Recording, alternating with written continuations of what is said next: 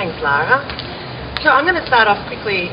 We're just going to do each little short presentation about what we're doing, and then we'll open it up to questions from you guys. Okay, so basically I'm sure you all are very knowledgeable about sustainability, but just I'd like to always start a presentation with the reminder that sustainability, I can speak louder than you ladies, is about the integration of social, economic and environmental considerations. It's not one or the other. It's really about harmonising those three factors so that we can move towards a more sustainable future. In Australia, the average environmental impact from an individual is actually attributed mainly to the goods and services that we consume. It's not so much our home energy and water use and our transport as you might have thought, and a lot to do with food. What I'm really interested in personally is how we can reduce this goods and services impact, because the choices that we make from a producer perspective and also as a consumer ultimately affect our individual environmental impacts, and there's a lot of scope there to reduce impacts considerably. So I work in an area called Lifecycle assessment, which is a scientific methodology for assessing the whole of life environmental impacts of a product, system or service. It has an international standard organisation standard, ISO 14040, which states that LCA is a technique for assessing the environmental aspects and potential impacts associated with the product. It's basically considered best practice in industry, and it is really one of the best ways to have basically get a full picture, warts and all, of what's going on in a supply chain situation or in a product development. The thing is about LCA though is it's very powerful, but it is also quite expensive and time consuming, and you do need a robust practitioner in order to be able to conduct an LCA. That shouldn't deter anyone if you're in positions within organisations to do it, or to access LCA information in decision making is really important. But one of the things that we promote through as a first step into doing more sustainable design and production is lifecycle thinking, which is basically an evolution of the knowledge that we've gained through the last 20 to 30 years of LCA being in industry. There is a lot of published data around this now. We know general rules and archetypes about particular product categories and what big impacts occur in what areas. So cotton, we know this now. We know that it's a water-intensive crop. We know what we need to do in order to minimise that. So lifecycle thinking is about embracing the holistic understanding of a decision that you're making, whether it be a material choice, a supply chain choice, a product design decision. And essentially what it does is it includes the sustainability trilogy, so economic, social and environmental considerations in your thinking, in your decision making, when you're deciding on particular aspects of a design or in a business decision. And the UNEP have been very, very proactive in this area, and there is a lot of information available through the Lifecycle initiative that they have on their website. Basically, very briefly, I'll just quickly say, lifecycle thinking looks at the 5 main stages that a product goes through. Don't you love it when you put PowerPoints and everything? Oh, you're lovely formatting. Basically, the main stages that a product, anything that it comes into existence, goes through is material extraction, the manufacturing of those extracted materials into raw materials that are used, then the manufacturing of those, iron gets converted into iron ore, so iron ore goes to iron, and then iron gets transferred into a product. And then obviously we have transport, packaging, use and end of life. And a lot of us are focused on the use phase. And in certain product categories that's really important because there's a lot of environmental impacts that occur during the use phase. But there is a lot of scope for reducing impacts across those life cycle stages. It's really important to remember as well, one of the reasons we take a life cycle approach as best practice in sustainability in design and production is that everything that is created extract something from nature to begin with. So we need to understand what those inputs and outputs are in order to reduce them. In order to be able to reduce them and actually be able to effectively know what we're dealing with in the supply chain. You probably all know this, right? Biggest environmental impacts of a pair of jeans? Alright, I'm going to ask you to all guess. If we just look at 3 main life cycle stages, manufacturing, use or end of life, which one do you think, just off your intuition, is the biggest environmental impact? Don't answer, Lara. The biggest environmental impact. Who thinks it's manufacturing? Use. End of life. Some very smart people in the audience. It is you.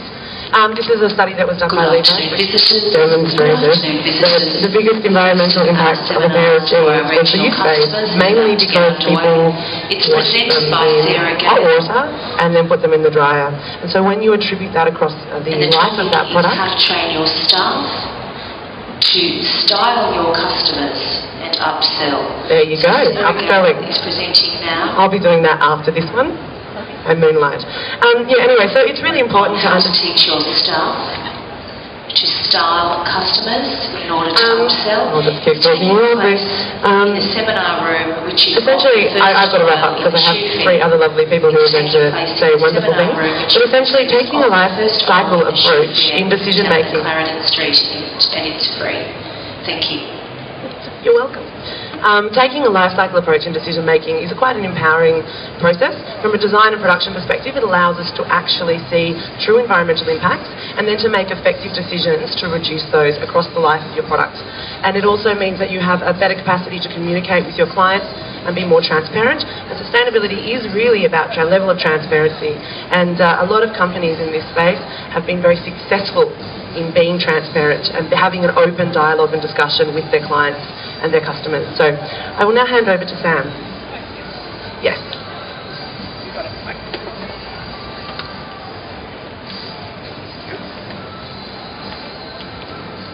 Thank you.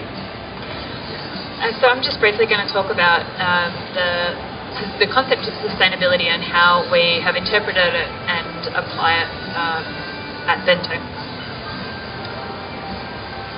So the concept of sustainability obviously comes from sustainable, and we consider it to mean this last part to be the most important, around allowing for continual reuse. So any function, activity, process should be able to happen indefinitely without any ongoing impact to any part of that.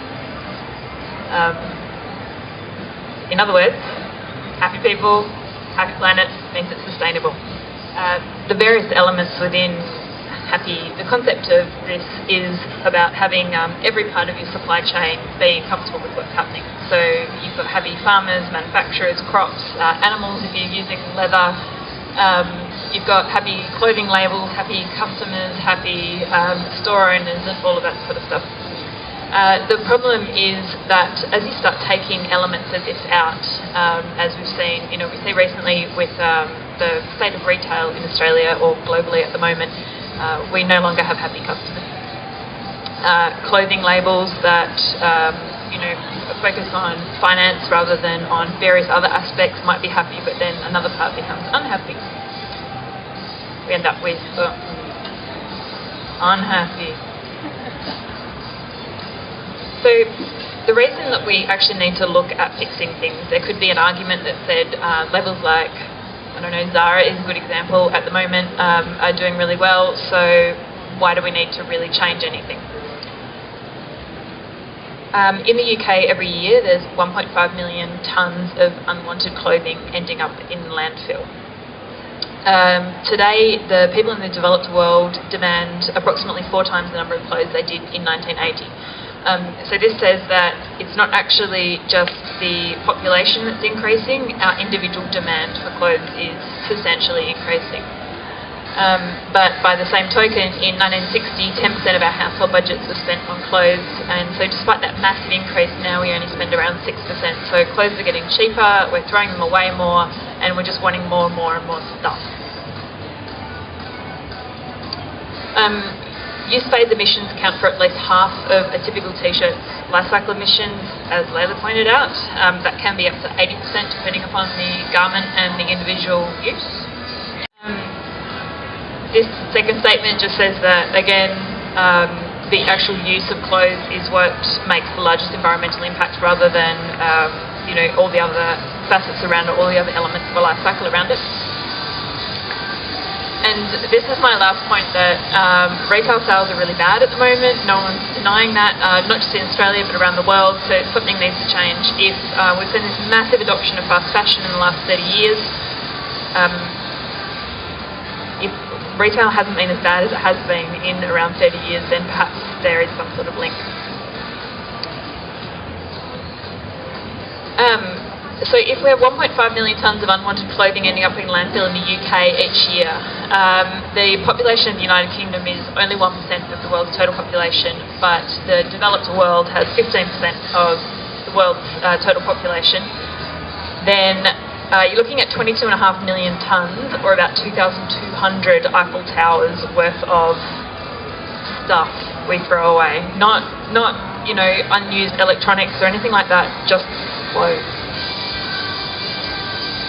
So to put it in simple terms, the current model of fashion consumption doesn't work. It's not going to be able to continue to work. Eventually something is going to break. You're either going to end up with unhappy customers. It's financially not going to be viable in order to continue to produce stuff in such volume. And it's not, something will break. So at Bento, we consider the concept of sustainability to have three elements: sustainable design, production and use. Sustainable design is around the actual individual design of the garment, whether it's enduring in terms of style. If it's going to be thrown away just because it'll be out of fashion, we look to create styles that are quite enduring.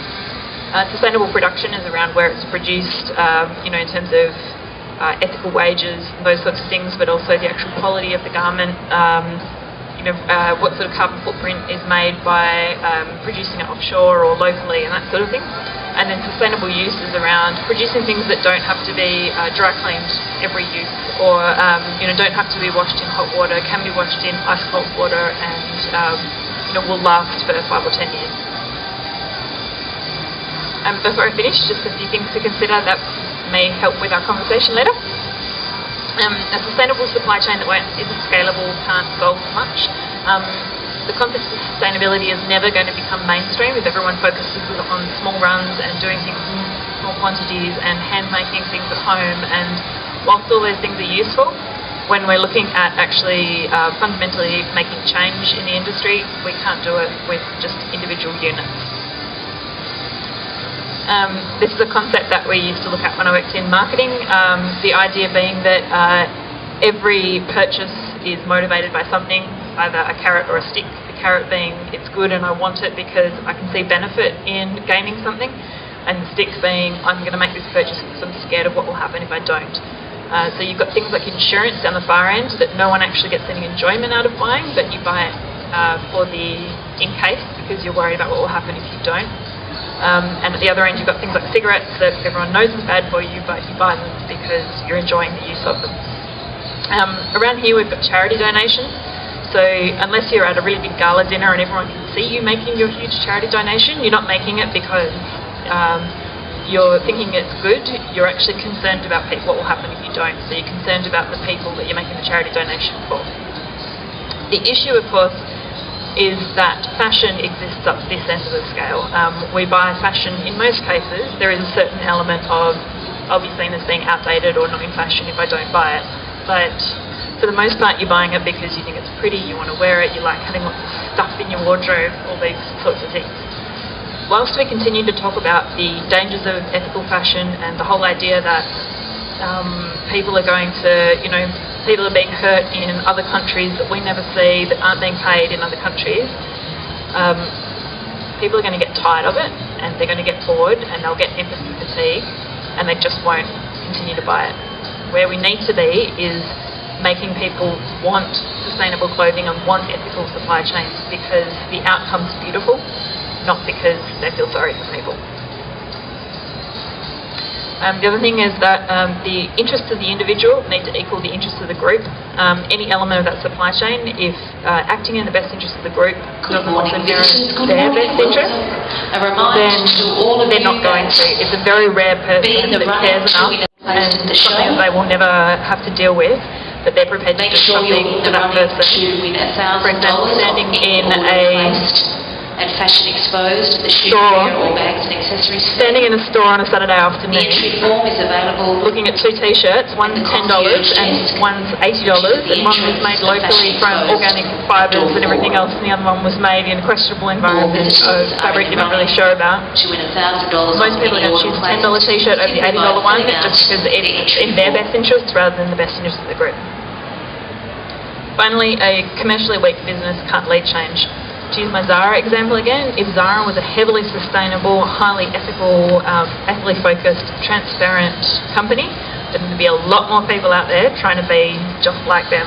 As it is, people are trying to be just like them, and that's not one of their focuses. So when you're commercially strong, you have the ability to lead change. You're next.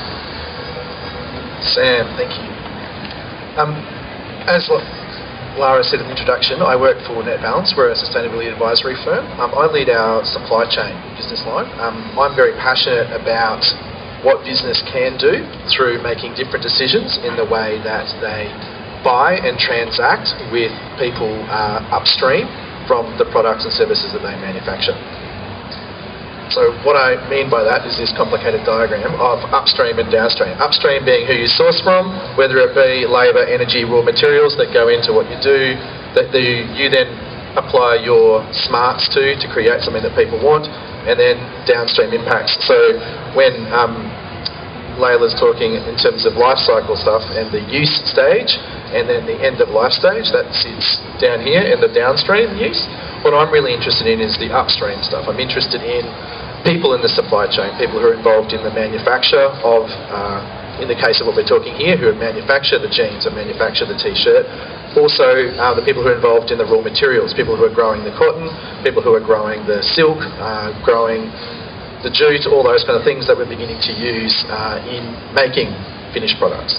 I spent 7 years in establishing the fair trade system here, providing consumers and businesses with options for, I guess, sourcing in a way that seeks to not just do no harm in supply chains, but actually seeks to create opportunities for people to benefit. That's actually creating opportunities for small farmers who grow cotton to actually have sustainable livelihoods, and through that to tackle issues of poverty and development in their own community. But also that business finds ways to align their values with the kinds of things that they actually do in their business. And that's one of the most powerful things I've found over the last 7 to 8 years, is that I don't think anyone who goes into starting a fashion label or goes into any kind of business is doing it with the intent of doing harm or not making the world a better place. People want to do that.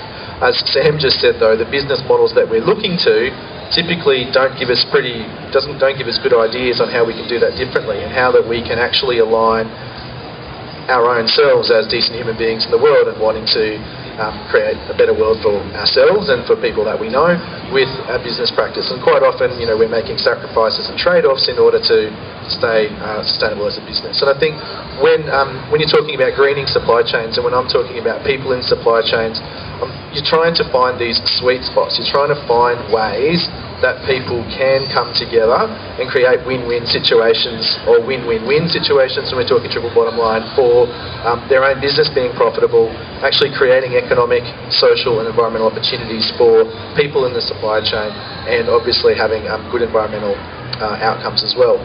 That's not easy, and I think what we seek to do with the supply chain work that we do and the businesses we work with is to help people go on that journey, help people use tools like for those of you who are here hearing about GOTS and Okotex, how to use those kind of certification systems, or how to use tools like Lifecycle analysis to inform the way you do your business, and find those things that matter, find those things where you can combine good outcomes for people and planet with good outcomes for your business. The challenge of this retail environment, which we've touched on at the moment, is I think exposing a lot of our business models and exposing perhaps shallow commitments to some of these sustainability and green issues in our supply chain. People their business is being threatened. They're looking to find ways to stay existing as a business. And what we're looking for is figuring out how we can move from a high volume, low margin based business, where that's our business model and that's the dominant business model if you walk around this place, come to a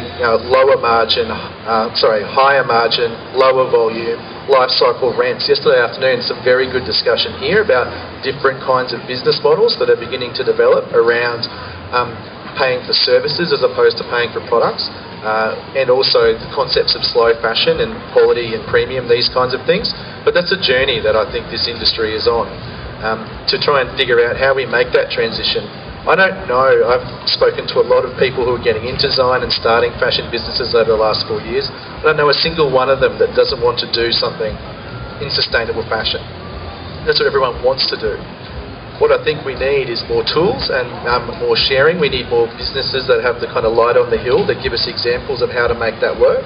And particularly from an Australian point of view, when we look at colleagues overseas and look at other markets, Australia has some unique challenges that I think means we have to cooperate a lot more because we are small and having impacts on those upstream supply chains that I'm talking about there when we're buying predominantly out of Asia and we're buying really small volumes. There's opportunities, I think, for us to work together around how we solve some of these kinds of problems. So I'm very interested in your questions. I just realised I did have one more slide that I meant to put up behind me while I was doing that. But, I mean, that's kind of illustrating the various things I'm talking about with the cotton supply chains and the typical issues that we've associated with big brands like Nike that have gone through a transformation towards more transparency and life cycle approaches. Everyone's talking about Zara now. We have Topshop coming as well. Rumours of Marks and Spencer and H&M and all these other international labels and retailers coming here that create a lot of opportunity for us to rethink what Australian fashion means. So I'm interested in your questions, and I'm going to hand over to Nat, who's actually going to provide you some insight into how business can do this. We've been in business now for 3 years, and we've ticked a few boxes. We've got a long way to go, clearly looking around. So I'm hoping to inspire a few more people about some of the things that you can do that are really practical tips on how to integrate sustainability in the very broad sense into your business. And I put 5 key things up there that look pretty simple. And you'd think they're quite simple. And I've gone around this morning, and I started with number 1. And I asked a few people, wow, this looks pretty. Where does this get made? Oh, it gets made in China. And I said, fabulous. Where does the fabric come from? No idea. No one had an idea. I thought that was pretty revealing. So, tip number 1. Go to the source. Understand where it comes from. And I challenge any one of you to go to the end of your supply chain and do nothing. I reckon if every single one of these people in this room went to the end of their supply chain, they wouldn't come back and do this. Seriously. My husband Marty, when we first started Three Fish, walked to the end of our supply chain. He went and met the cotton farmers in central Maharashtra. They are largely women. They are women because their men have committed suicide because of the chemical degradation of the soil in central Maharashtra. Their children are now going to school because those women are putting them through school with the help of the Fair Trade Association, working hand in hand with the international organic farming movement. Organic farming seems simple. It means that kids can run around those fields and be healthy.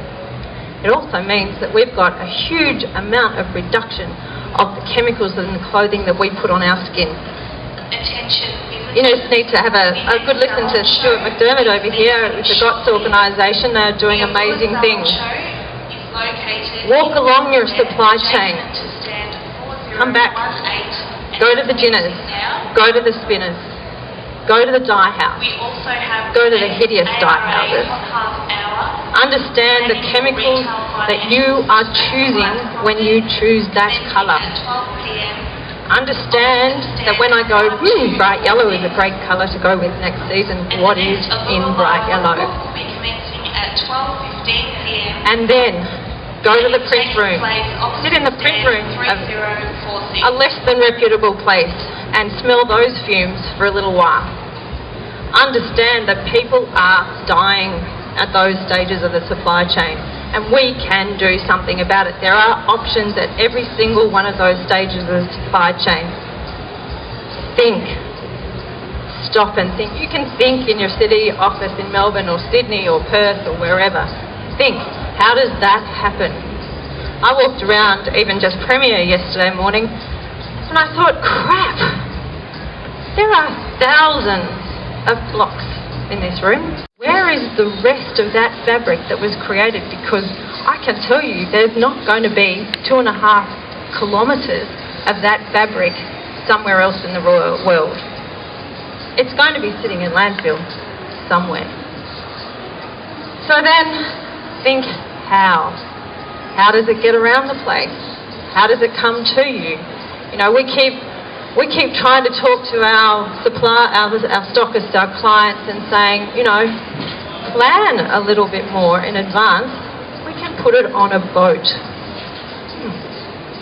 But you'd think that would be not too hard. I mean, it's not that long to wait getting here from India. We could actually, 4 weeks extra and I could put it on a boat for you. But no, that's an education process that we're working on. But it does mean that you can think about where you put warehousing, where you put your distribution networks, how you get things around the place, how you talk to your stockists about delivery, regularity of delivery. I've had a couple of people suggest that I can have drops every second week. Fabulous. The only other thing that I would say to people is to ask questions. So ask people why. Ask people how. And think about what they say to you, and then ask the other question that is somewhere in the bottom of your stomach that you don't want to ask because you're scared of the result that you're going to get. Because when you get the answer to the question, then you've got to act. And I challenge anyone in this room that when they get that answer, they won't be able to walk away from it. I don't understand how people can seriously not ask those questions and then sign their name to the bottom of that form at the end of the day. Someone's got to sign off on that production. And if that person who's signing off on that production is you, believe in it. Understand where it's come from, how it came to be there, how it came to you, and be proud about the product that you're putting onto people's shelves.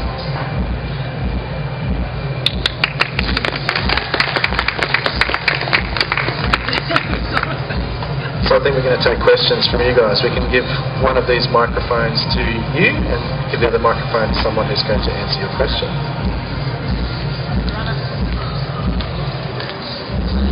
Any questions? No?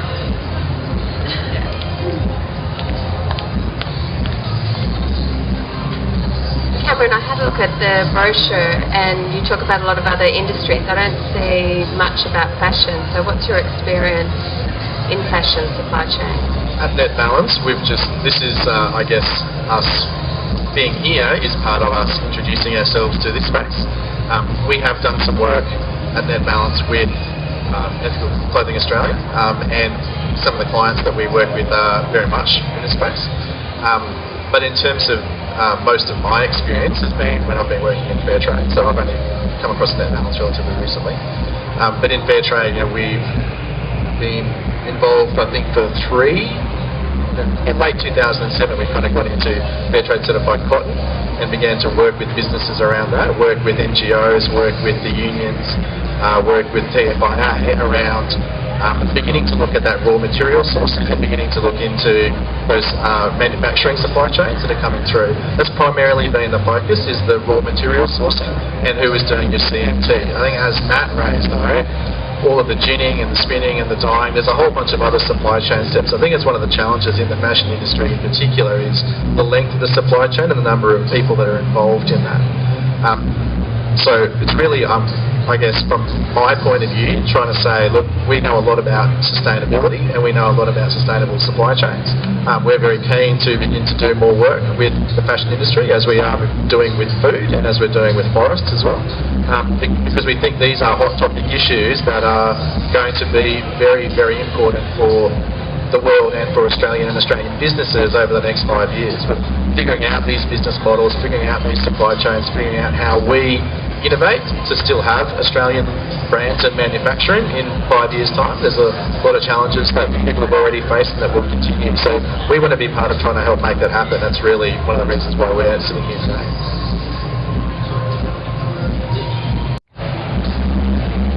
from a stockist perspective, bless them, there are those that run towards you with open arms, saying, "Where have you been all my life?"